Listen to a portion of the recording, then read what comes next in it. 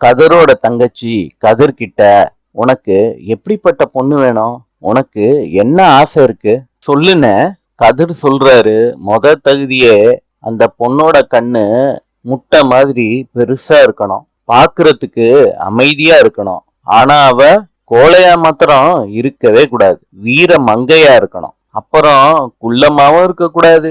என்னோட மூக்கு நுனி இருக்குல்ல, அந்த அளவுக்கு ஒசரமா இருக்கணும். அது மட்டும் இல்லாம நிலா பாப்பாவ அந்த பொண்ணுக்கு ரொம்ப பிடிச்சிருக்கணும், நிலா பாப்பாவுக்கும் அவங்கள ரொம்ப பிடிச்சிருக்கணும். கதிரோட தங்கச்சி இத கேட்டுட்டு, என்னென்ன இதெல்லாம் நிலா பாப்பா ஆசைப்பட்ட மாதிரி இருக்கணும்னு சொல்றியா, இல்லாட்டி ஏற்கனவே பொண்ணை பார்த்துட்டு அவங்க அம்சமெல்லாம் இருக்கிற மாதிரி சொல்றியா?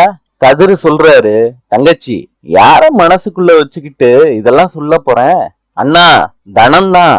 கதிரு இத கேட்ட உடனே ஷாக் ஆயிடுறாரு, தலைய சொரிய ஆரம்பிக்கிறாரு.